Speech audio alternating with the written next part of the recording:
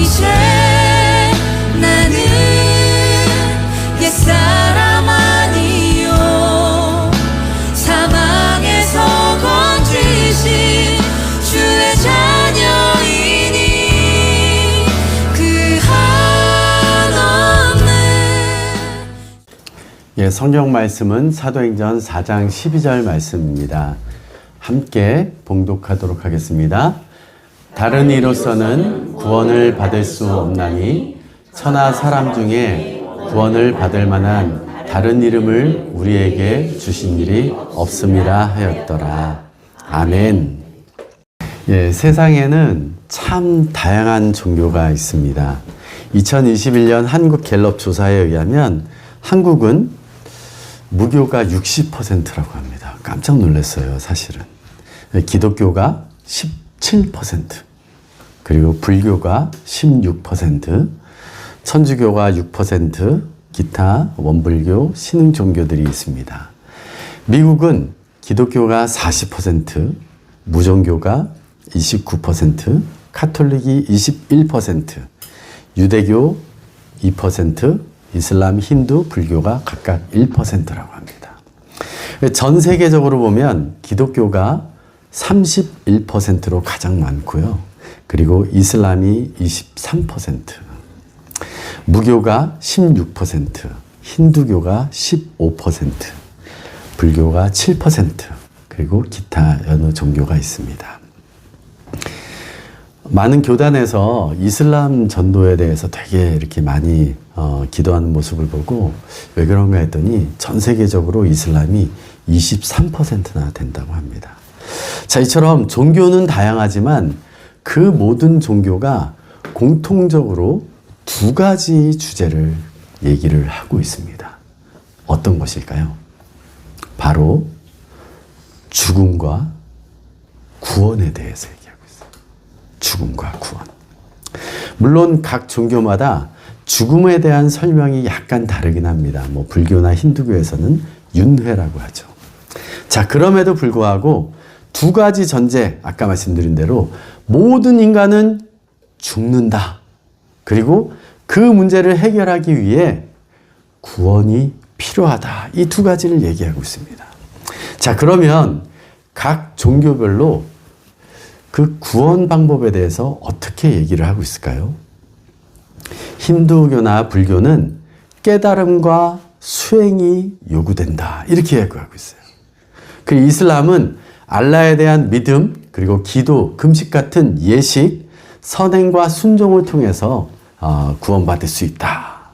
자, 여러분, 여기서 형태는 다르지만 그들이 가지고 있는 공통점이 있습니다. 뭘까요? 구원에 인간의 행위가 필요하다는 것이에요. 뭔가 해야 된다, 노력해야 된다, 순종해야 된다는 것이죠. 즉, 다시 말씀드리면 인간이 자신의 행위를 통해서 구원에 이를 수 있다라는 구조를 가지고 있는 것입니다. 여러분, 그러면 기독교는 어떨까요? 구원에 뭔가를 요구할까요? 행위를 요구할까요? 아니면 재물을 요구할까요? 아니면 학식, 배움을 요구할까요? 아니면 선행을 요구할까요? 성경 말씀에 의하면 그렇지 않습니다. 아무것도 요구하지 않습니다. 대신 한 가지 요구를 합니다. 그것이 뭐냐면 바로 저 위에 있는 거예요? 믿음이에요. 믿음. 다시 말씀드리면 구원이 인간의 행위가 아니라 예수 그리스도께서 이미 다 이루신 구원, 그것을 믿는 믿음으로 우리는 구원을 받는다라는 것이에요. 독특하죠. 다른 어떤 종교와 다 다릅니다. 자, 이런 면에서 세상에 수많은 종교가 있지만, 다양하게 있지만 결국 단 두 가지 종교로 나눕니다. 믿음으로 구원을 말하고 있는 기독교와 행위로 구원을 말하고 있는 여타 종교들이죠. 단 두 가지예요. 자, 그러면 오늘 제가 다른 종교 얘기하려고 말씀드리는 거 아니에요. 기독교에서는 왜 어떤 근거로 믿음만을 요구할까? 여러분, 제가 바로 결론적으로 말씀드릴게요. 죄 때문에 그래요. 죄 때문에 그러는데 죄인이 스스로 그 죄를 해결할 수 없기 때문에 그렇습니다. 여러분, 성경 속의 죄라는 단어는요, 제가 예전에도 한번 나눈 적이 있는데, 정해진 관역을 벗어나는 것, 정해진 것을 벗어난 것을 죄라고 말합니다. 자, 그런데 이 개념은요, 우리 사는 사회도 똑같습니다. 정해진 속도를 넘으면 속도 위반. 위반이 뭐예요? 법을 어기는 것이죠. 정해진 값을 내지 않고 물건을 가져가면 절도죠. 네. 정해진 돈을 속여서 지불하면 사기. 예. 한마디로 정해진 약속, 정해진 계약을 벗어나서 어기면 죄인 거예요. 자, 우리 아는 바와 같이 성경의 최초 죄도 마찬가지입니다, 여러분. 하나님께서 아담에게 동산의 모든 열매는 먹되 중앙에 있는 나무 열매는 먹지 말아라. 먹으면 반드시 정령 죽으리라 라고 말씀하십니다.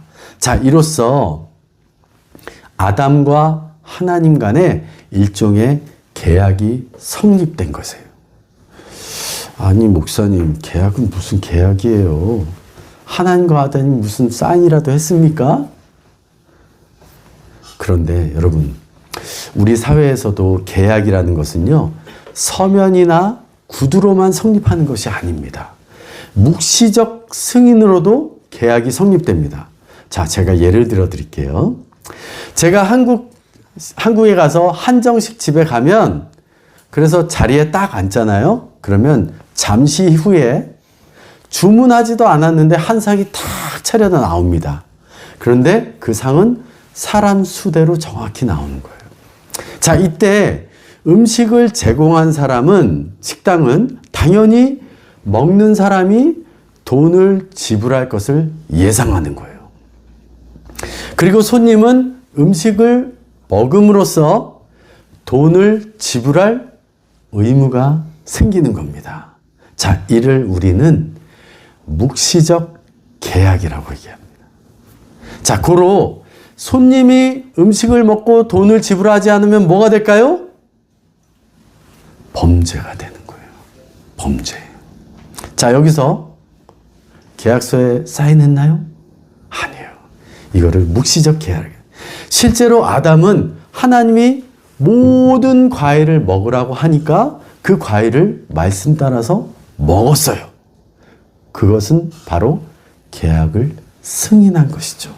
또 먹지 말라는 동산 중앙 나무 실과를 먹을 때 정해진 계약을 파기해버린, 어긴 범죄가 돼버린 거예요. 그래서 반드시 죽으리라 정해진 대로 인간은 죽는 존재가 돼버린 거예요. 그 결과는 더 처참합니다. 하나님과의 관계가 끊어지는 건 물론이고요. 죄가 세상에 들어오고 사람들은 마음에 하나님 두기를 싫어하고 모든 불의, 탐욕, 살인, 분쟁, 심지어 내가 이런 악행을 했다라고 자랑하는 지경에까지 이르는, 그야말로 인간은 죄와 사망 권세 아래 거하는 존재, 의인은 하나도 없나니 하나도 없으며 모든 사람이 죄를 범하고 하나님의 영광에 이르지 못하는 그런 존재가 돼버린 것입니다. 뭐 때문에요? 죄 때문에. 죄 때문에.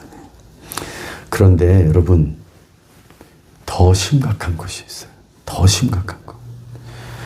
죄에 대한 하나님의 기준은요, 아주 엄격하다는 거예요. 마태복음 5장에 예수님께서 이렇게 말씀하십니다. 형제를 향하여서 라가, 미련한 놈이라고 하는 자는 지옥불에 들어가게 된다. 어디에 들어간다고요? 지옥불에. 누가요? 형제를 향하여서 미련한 놈이라고. 여러분, 이 말씀에 자유로운 사람이 몇이나 될까요? 자, 28절에는 예수님께서 또 이렇게 말씀하십니다. 음욕을 품고 여자를 보는 자마다 마음에 이미 간음하였다. 여성분들은 이거 잘 이해를 못하실지 모르겠는데 탈무드에 이렇게 나옵니다. 남자는 시각으로 보는 것으로 성욕을 느낀다 그래요. 자, 그럼 이 말씀에 자유로운 남자가 몇이나 될까요? 요한일서 3장은 더 무섭습니다. 형제를 미워하는 자마다 살인하는 자니.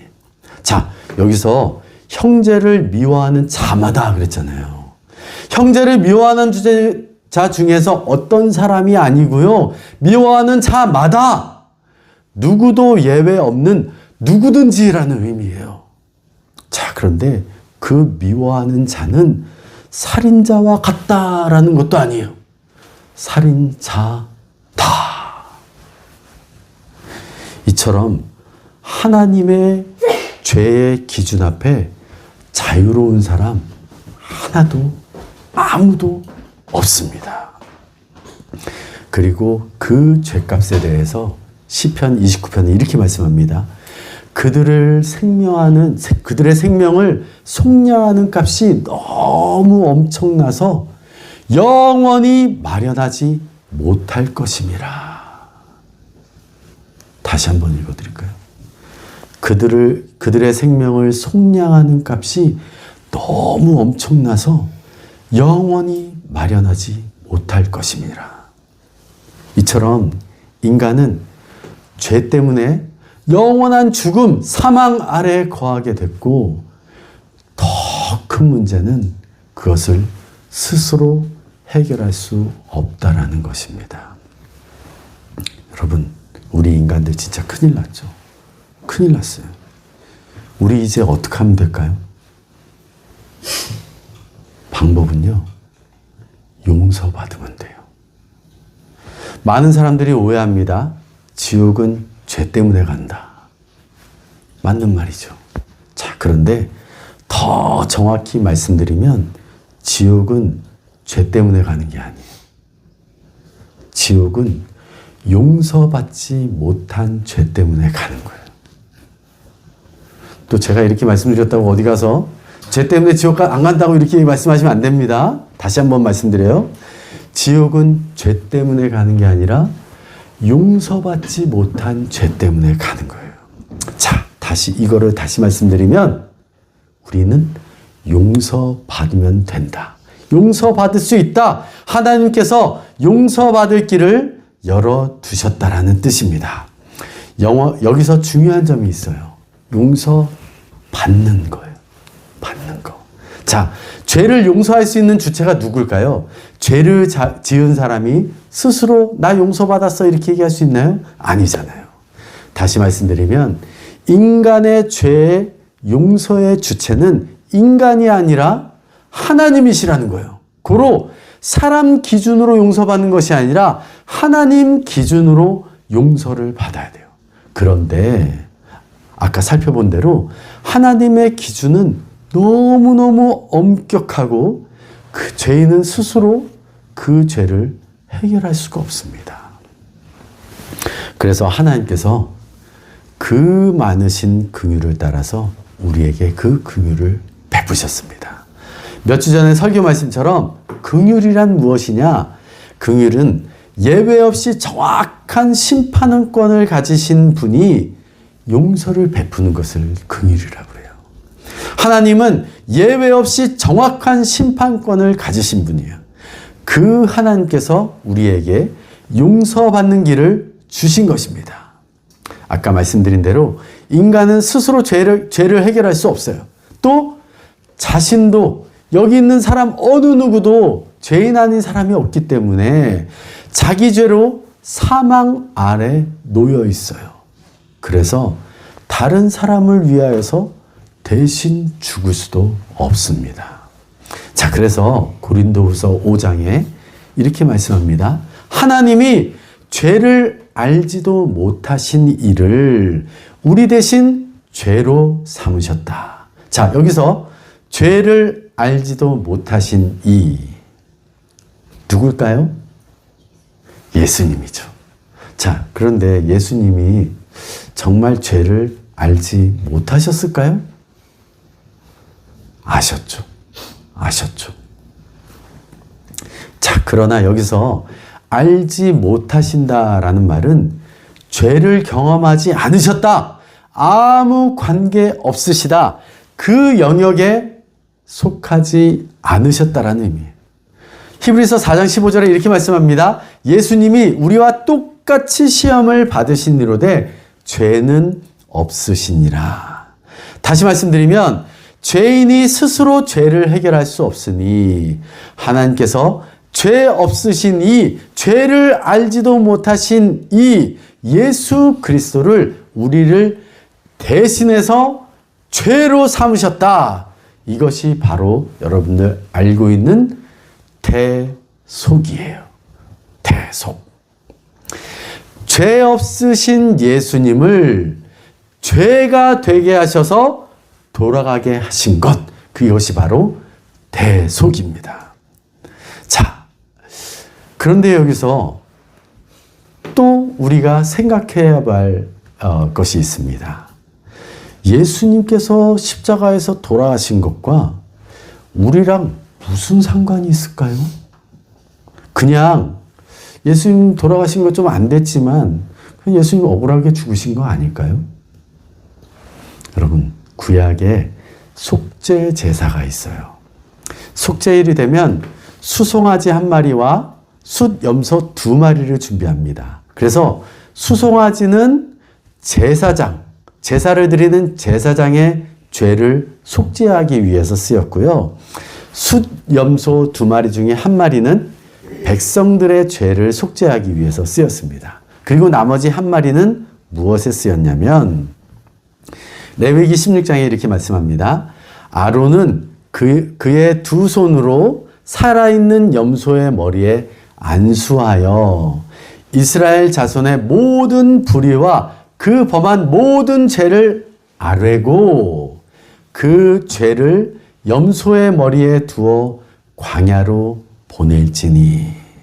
자, 그리고 모든 죄를 뒤집어 쓴 염소는 광야로 내보내져서 죽게 됩니다. 이는 자신들의 죄, 백성들의 죄가 떠났음을 의미하는 거예요.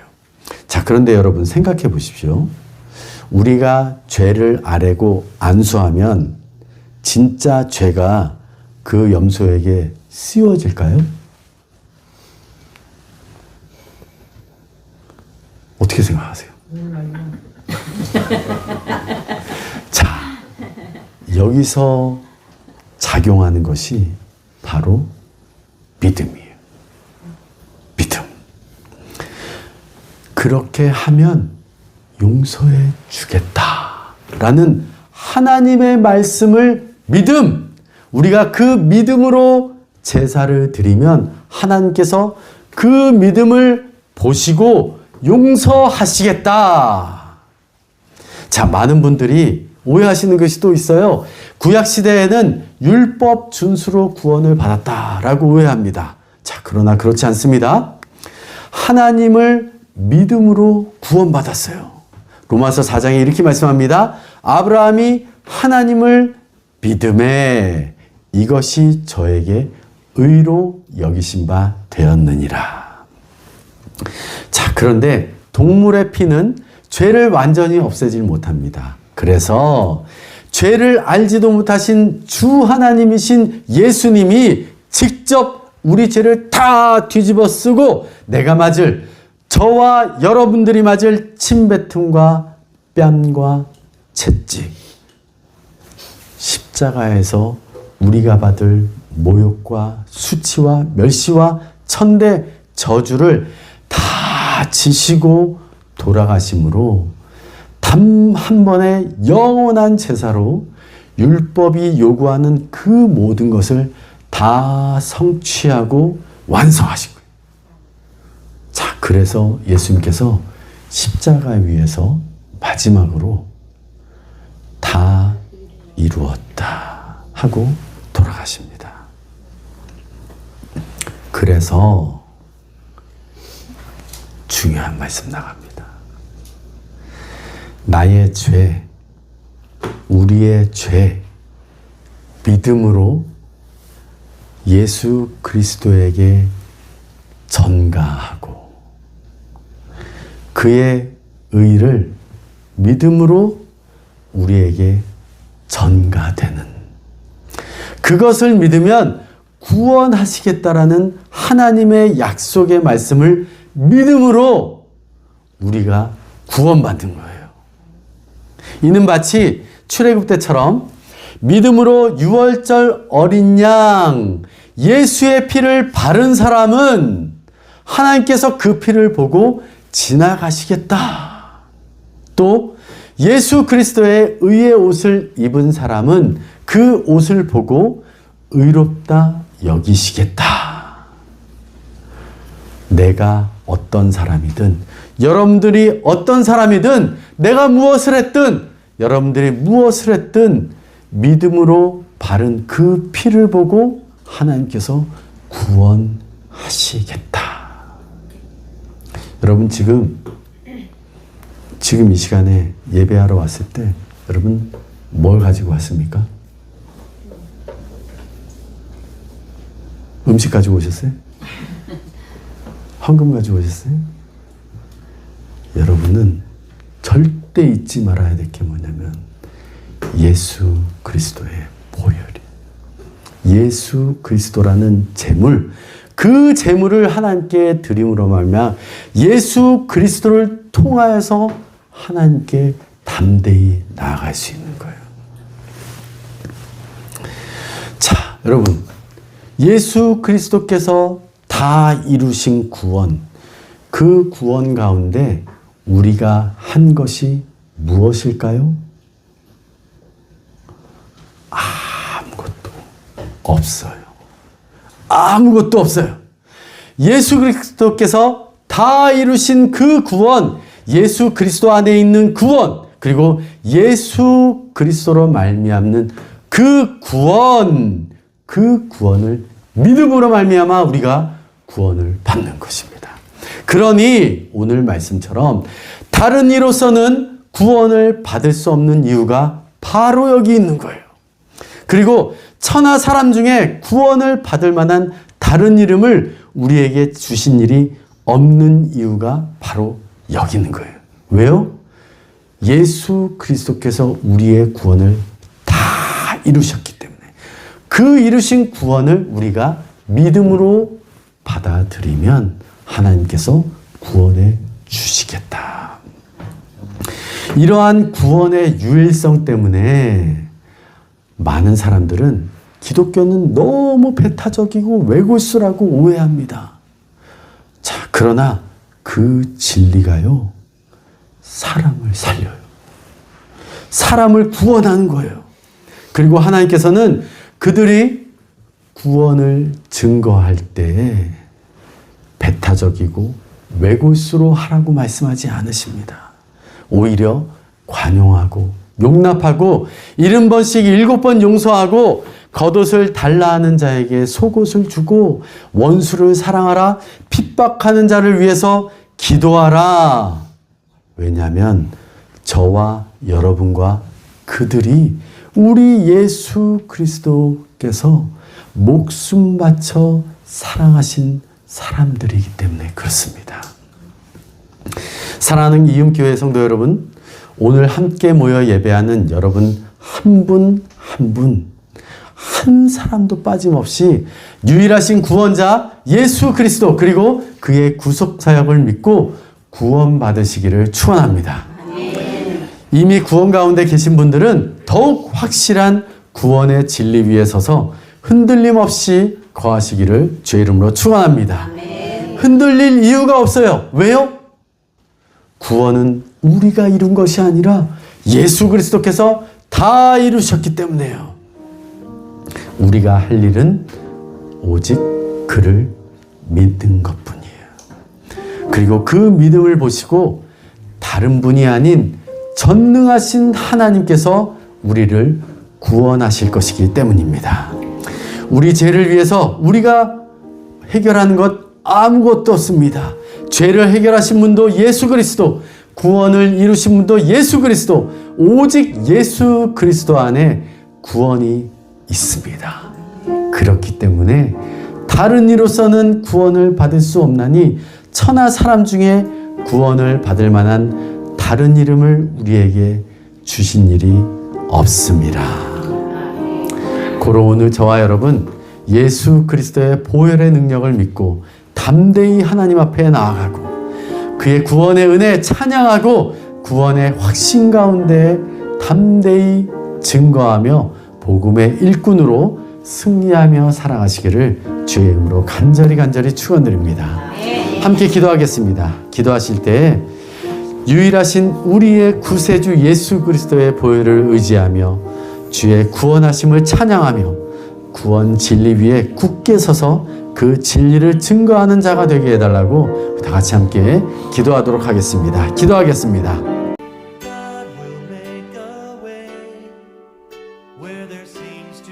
워싱턴 이음교회 유튜브 채널에 방문하신 모든 분들을 환영하고 축복합니다. 북버지니아에 위치한 이음교회 주일 예배에 관한 문의는 아래 이메일 주소로 연락하시길 바랍니다. 주 안에서 승리하시고 은혜가 넘치시는 한 주간 되시길 기도드립니다.